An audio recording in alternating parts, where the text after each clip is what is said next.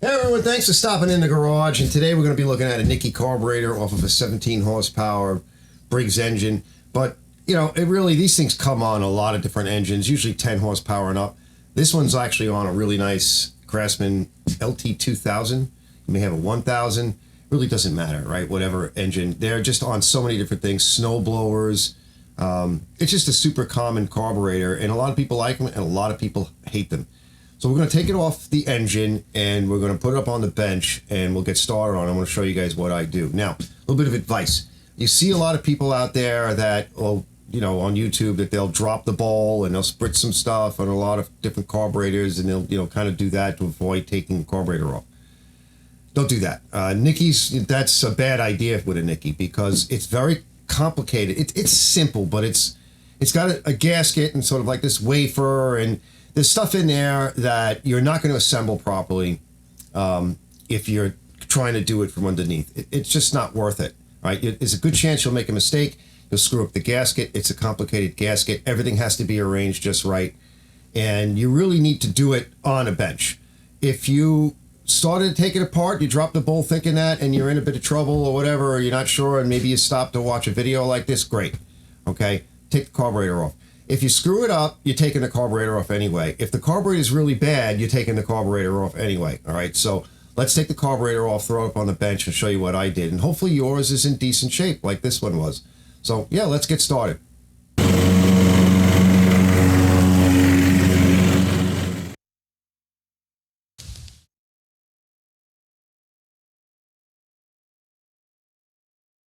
All right, I emptied the fuel out of the tank, and the fuel was pretty good. I don't see any water. There's a lot of junk in the filter. So I figured we'll do the tank. I'll clean it out, bring it outside. Since it's getting late, I can just bring this out now and go over it, you know, clean it out real good. And we'll set it to dry overnight. Yeah, it's not a lot. It's just a little bit of junk. I'm trying to look in there. You're not going to be able to see it, but it's just a little bit. And I'll get this all cleaned up now, and that way it's done. And I'll just set it to the side. You know, if it was sunny out, I'd leave it in the sun. But I think if we get it dry enough tonight, by tomorrow when I go to put fuel in it, I don't have to worry about dirt or water. I can run a fresh line with a fresh filter. The line feels okay, actually. So I'll just put a fresh filter in. We'll pull the carb next, too. I'm going to undo the carburetor. I just want to show you guys the linkage arrangement. All right, so we're using the hole, the far hole, or the hole closest to here, or to my right. And on this one, it's already in this bushing. It's only one hole, but just so you see it, I displugged this fuel shutoff solenoid valve, and I'm just going to remove it from here. All right, this one here, 5/16. I'll do the other one, and we'll just pull it right off. All right, this will actually slide right out. This piece here will slide right out of that bracket, and then we can just rotate it, pick the spring off, rotate it, and get it out. So I'm going to go do that now. Now let's see if we can get this apart. Oh my. All right, let's put a flat blade on it to start off with. Yeah, that would have been hard underneath. Yeah, oh my. Yeah, oh yeah, that would have been very hard underneath. May have to use a zip gun. Yep. Yeah, oh yeah, that's locked. You ain't getting that off. Hold on, I'll be right back. All right, let's try this. Sometimes the banging and everything will do it. If not, I have another plan. Yep. See, I find this to be true on a lot of these kinds of things. Yeah, it just does it. Of course, I'm making a mess. All right, let's take a closer look.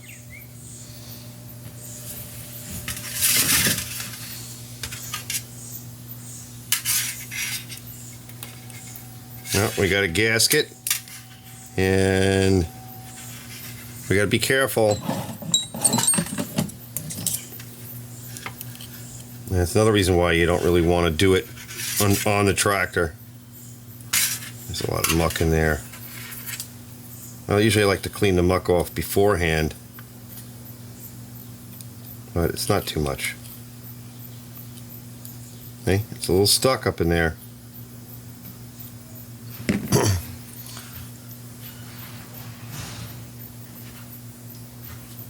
Let's try some of my release agent. All right, this is the Tranny Fluid mix.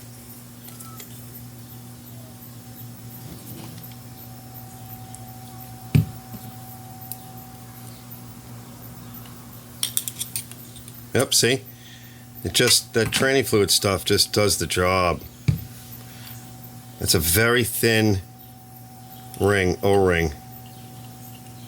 There we go. There's really nothing in it. Right? She looks real good. We're just going to give her a good blow. You know, just a good quickie. Yeah, she's clean as a whistle. This thing's in great shape. But we know.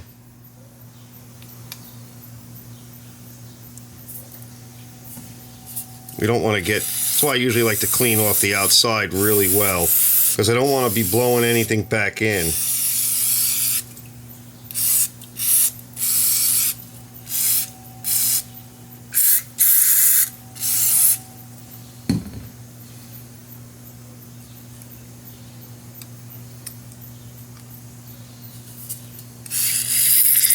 It's just a little smelly. The gas is getting a little old, but it's not bad. Plus, I kept it inside for a while. It was outside for a little bit. You know, the customer had it, or the guy, last owner. And then I had it outside for a little bit, but then I brought it in for, I think it's been in here for a while. I mean, I know it's been, I don't know if it was in here over winter. All right, I think we're good there. I think I'll just blow it with low pressure compressed air. Yeah, she's beautiful. Now, the only issue now is we're going to have to deal with the O-ring. That's why I don't want to get too much of that stuff on. Let me just blow it off. See, on this carb in particular, right, you're going to have a hard time with the O-ring. Let's just put that down and put this away. Okay. So that O-ring is actually down underneath this white plate. So don't try to pull it up. Look good here. We know that's working good.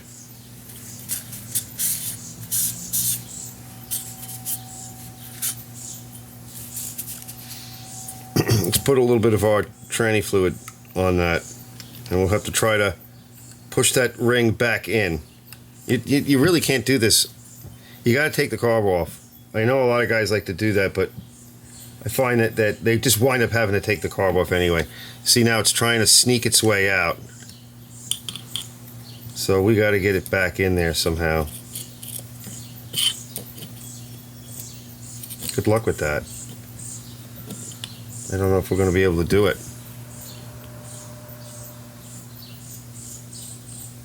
What we might want to do, since it's late in the day, this O-ring will shrink. I think I'm going to do that. That I put this Tranny Fluids mix on it, right? It's most likely that this will shrink back down because we've hit it. It's hit with gas. This went this way, I think, but we'll know when we put it back. Yeah, it went like that. And since it's the end of the day and I'm not in any rush, I'm going to leave that material on there, and when it'll breathe, I'll come back tomorrow and I'll play with it then, because I just don't need to, continue. It's late in the day. Let it breathe. It should suck back in. It just needs to suck back in a little bit. It's actually part of a entire gasket assembly that's underneath this white plate. It's one piece, so we don't want to fool with that, because then I'll probably need to order another gasket, so we're just going to leave it be. I'll see you tomorrow. All right, it's the next day, and I just wanted to show you. See how that O-ring sucked right back in? All right, we should be able to put that top on. No problem now. All right, I'm going to do that, and I'm going to install the carburetor. I'm just going to put a little bit of white grease on these threads.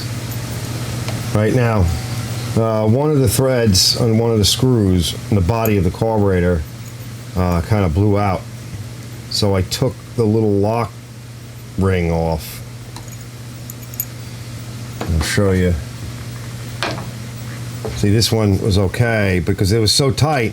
I took the lock ring off and we're okay now. So we should be good to go. Put a little lubricant on everything.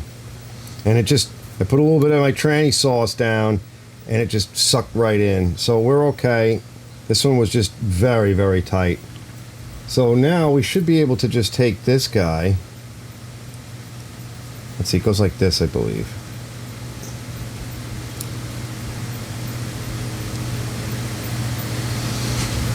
And we have our gasket. So the spring we could put on later, but this guy kind of goes like this. Probably put a little bit of lubricant on that, make it a little easier. And then we'll pop the spring on. This slides in, right? I think we could probably, let's see if we could pop the spring on now.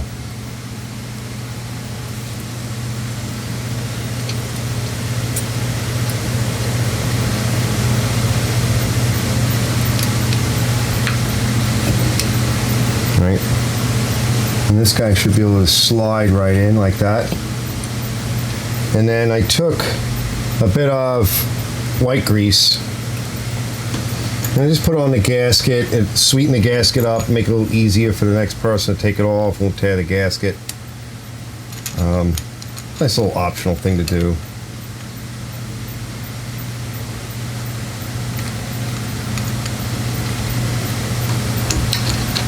And then we'll just pop it in. Now, I got the gas tank all cleaned out yesterday, so good to go there. But a couple of things I want to do. I want to go inside here before I put the tank on. I want to lube a few things in there. We got all kinds of bushings and bearings and cables and such. So I'm going to bring this thing down a little bit in a few minutes.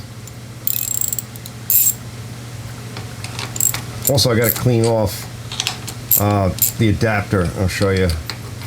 That's, you know, quarter drive, right? Because you don't want to be stripping these things. You don't need to be all that tight. I know people have 3/8, they buy 3/8 and they're like, oh, I didn't know I needed quarter. Yeah, for small engines you need quarter too. You need all the sizes really. Alright, let me get that little piece. I just want to clean it off a little bit. And a little degreaser, and then we'll pop it on, and then we're gonna lower this thing down. I'll show you what I want to grease. I'll stick your camera in there. And all right, just a couple of spots. Now to start off with, we'll get this cable and the slider. And there's probably a little bit something back here we can get. And we're going to come up here. We're going to get you and you and this guy. Pretty clean. And then one thing I'd like to do is reach up in here, pull this off, right, and clean that out, blow it out, and then put some spray lube in it. Look how dirty it is. That makes for contact issues. And then down here, you may not be able to see it, but I'll try it from the other side too. We're going to get some spray lube on that and some grease. Alright, that should work. So I replaced that fuel filter, which is really the wrong one. You don't want to use one of these if there's no fuel pump. And that may have even been the problem with it, because it can cause starvation, fuel starvation, to these carburetors. These are just gravity fed, and then of course as the fuel drops down, you can really have a problem. So there's already a screen in here And then this is just a screen style. And generally this is what's recommended. So we're going to leave it at that. Like I said, that could have been the initial issue. Again, especially as that fuel dropped, because look at the height. There's not much of a difference, right?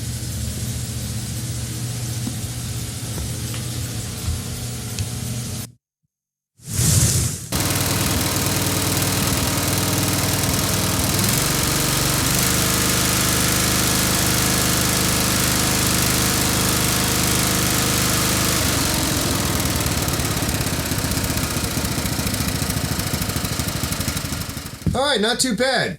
So I want to give a shout out to everybody that's been subscribing and hitting the like button and commenting. And if you are just watching this for a quick fix, consider joining the channel, fellas. I really appreciate it, and let's build the channel together. I'll see you guys on the next one.